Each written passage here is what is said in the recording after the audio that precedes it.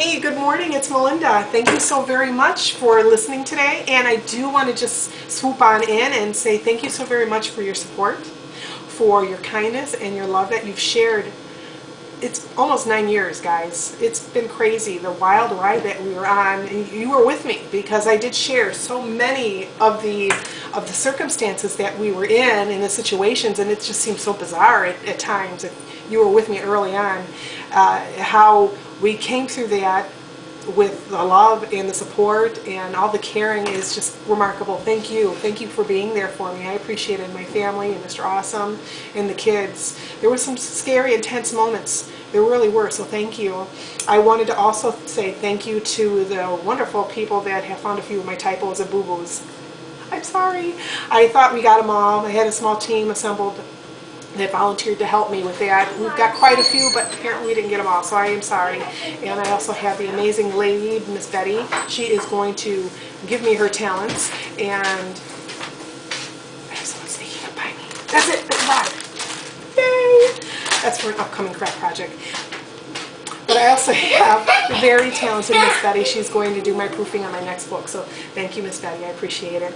And so, oh, I'm just so blown away and just overcome. I really appreciate it. I wanted to share a couple quick tidbits right now as well, just to say that if you are in a situation that's abusive, whether it be parental abuse, whether it be sexual, emotional bullying by a teacher, maybe it's a co-worker or something of that nature, I want to let you know that you can rise above. You can get through this. It is going to be hard. It's difficult. You might have to share your story with other folks. You might have to come forward to another teacher. You might have to come forward to some sort of other authority, the police, or maybe someone, especially if it's a co-worker, you may have to come and go between other superiors to bring that to light. And you might not be the only one. That's the thing, is when there's some abuse, you're usually not the only person that's been affected by this. But it's such a, I don't want to say a taboo situation, it's just something that you might be ashamed of bringing to light. But please don't keep your story in the dark.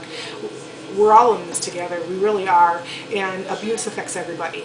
And I bet you in your little circle of friends, or big circle of friends, out of 100, you probably have between, let's say, 5 to 10 folks that have been affected by abuse, whether it's someone that they know or someone that is in an abusive situation. And again, this isn't just a partner on partner. It could be a parent and a child, and even an adult child. It could be your uncle or your sister. It could be your coworker, your best friend could be a bully. It affects everybody. It's not prejudice, no age, no racial discrimination there at all. Abuse happens all across the board. I just wanted to get that out, just so you're aware of that. And it doesn't have to be, well, it doesn't have to show physical scars. It doesn't have to be, well, you know, he just smashed me in my face with a hammer. It doesn't have to be that. It could be something verbal, and sometimes those verbal words, I was just sharing this with somebody yesterday, those verbal words can hurt worse than a physical punch even. Sometimes that just cuts through your soul, and that's very hard to take. This whole experience has been very raw for me, and I'm sorry, I didn't mean to pause there. It's been very raw for me to come out and share those things with you, because they weren't just personal, and it wasn't to bash my ex. That wasn't my intention. My intention was to bring the story to light. Now, he supposedly has his own issues of abuse as well, and that's fine. A lot of us, and I even share as a childhood victim, there are many of us that were victims of abuse, but I think that there's a choice there. There's a fine line where you make a choice even every day to get up, whether you're going to be in a happy mood or a sad day. Is it sunny outside, or is it just dark and dreary? Or is the cup half full, or is it half empty? I've always been more of an optimist than a pessimist, and I truly believe that our life choices are just that, they're choices. We choose whether we're going to go ahead and, when we see our neighbor, we're just going to think nasty thoughts about our neighbor because maybe he put his garbage on your side of the sidewalk. It could be as simple as, well, you know, my child just really, they wet their pants. I'm just going to beat the crap out of them.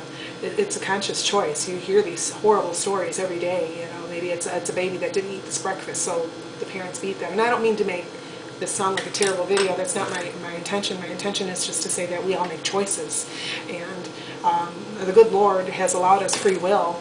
Whether we go with that free will or we choose to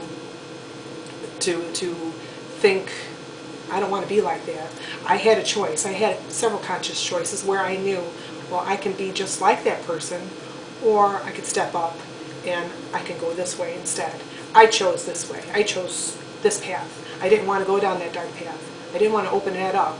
That's too many dark things down there, and I don't want to get too spiritual on you or anything like that, but there are conscious choices. There is free will. We have those choices. We make them every day. It's also a struggle for faith. My faith is tested every day, even if I'm just here at my home, healing from my knee, by the way, but it's a conscious thing. My faith is with me all the time. My choice is with me all the time. You have that. So does your abuser, your bully, whatever you want to choose to call them. You have a choice whether you want to stay in a relationship that is abusive. You might want to stay because it's comfortable. I know that sounds weird, right? This person's beating the crap out of you or putting you down, or you're working with somebody that's just a monster, and it's a conscious choice. You're comfortable. You know what's expected of you. You know what you're going to be doing. You have the financial security. You might have the financial security, or it might be, oh, it's all about my money. You have maybe insurance. You possibly have a roof over your head, and that might be threatened if you leave.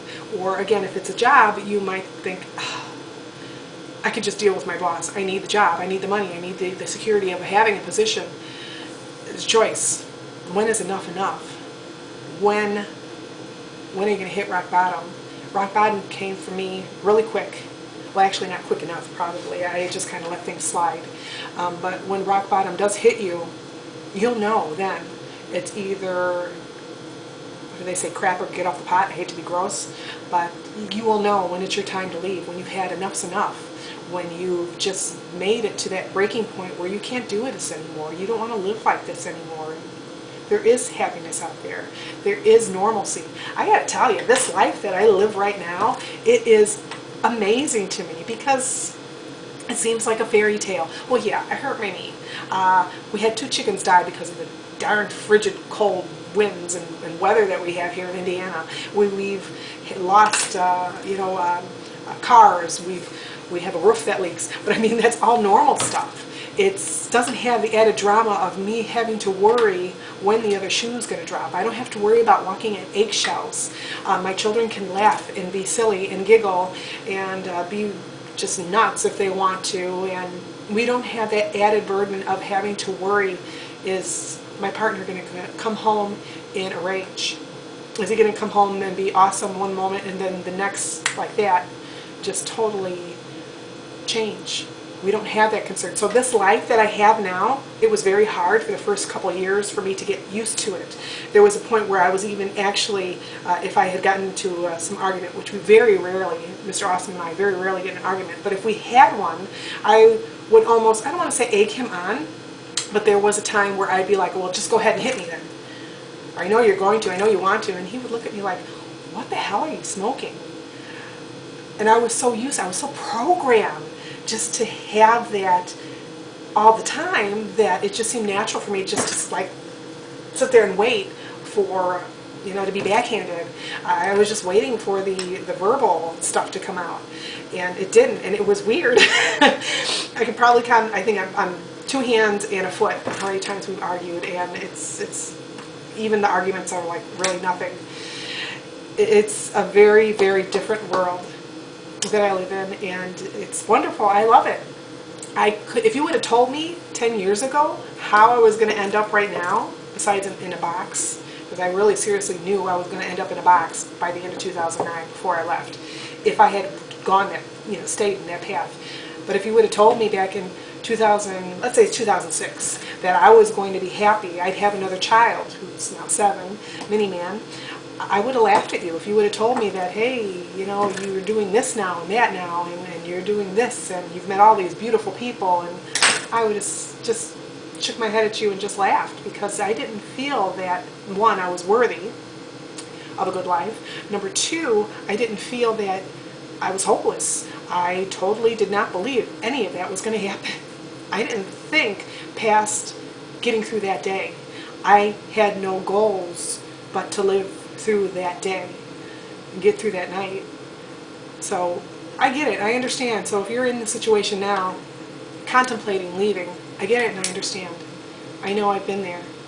I want you to know that there can be happiness, there can be joy, you have to have faith. And I mean, I don't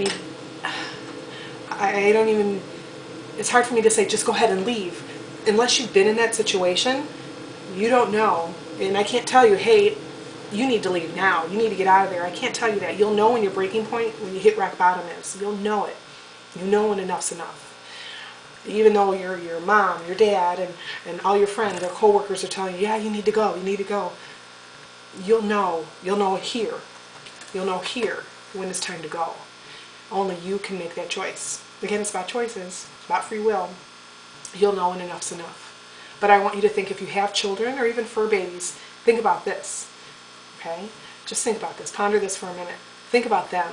Sometimes it's not so much that we think about us, but think about how it affects the others around us. And even though, like as a mom, because I was thinking about my children, I still didn't think past that day how everything was going to go.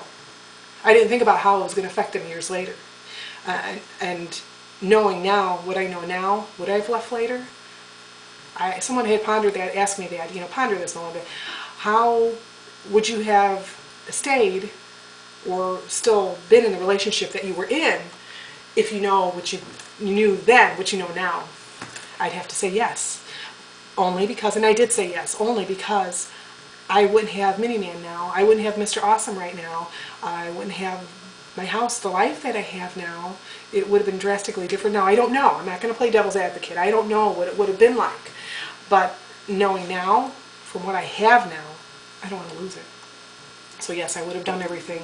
I might have been a little more proactive in defending myself, but now I wouldn't have changed. I wouldn't have changed anything. I have these 3 beautiful children from that marriage as well, but I think I would have pushed more, advocated more for them to get more help. I go through that in my book about the counseling. That's another story. And I just want to say that you're not alone. I believe in you. I have faith in you. You have to trust in the process. It does work in the legal process and this whole grand scheme of things, even though it seems hopeless. You'll get through it, I promise you. And please don't hesitate. blessmeplease@gmail.com, and that's blessmeplz@gmail.com. If you need to talk, I'm here. Or if you're seeing this on social media, please hit me up. Melinda Kunst. I'm happy to go ahead and speak with you. Hope When There Was None on Facebook is a page that I created just recently. Just go ahead and send me a private message through there. I'm always happy to listen. If you're one of my tribe and you're listening to this, thank you so much for listening and of me rambling. But I would appreciate it if you could just hit the share button. I had hoped to get 10 people to share my video last time, and I got 11! Woohoo! So if you could please, I'd like to double that, and I challenge you just to share this, hit the share button. That's all you have to do is hit this. We so often just hit the funny animals and the crazy babies that do stuff, but I know this is serious. I know this is not an easy topic, but please just hit the share button. You don't know who this is going to affect. You don't know who in your tribe that is suffering from abuse right now. It's silent. You just don't know. You don't know if that person is, I don't know, sitting next to you, coworker, somebody. I don't want to make myself all gloaty and big-headed. I just want to share my story so others know that they're not alone.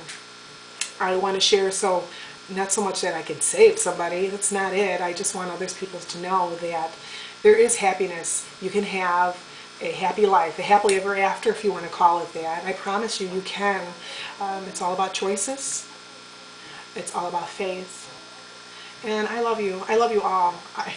Thank you. Thank you for being awesome and sharing my story, and again, riding this wild roller coaster that I've been on. Thank you so very much. Well, I love you. I'm going to ramble on more, and I don't want to. I wish you just a blessed day. Have a wonderful winter time. Hopefully this will be over soon. And just thank you. Thank you for being wonderful and listening. Have a great day. Bye.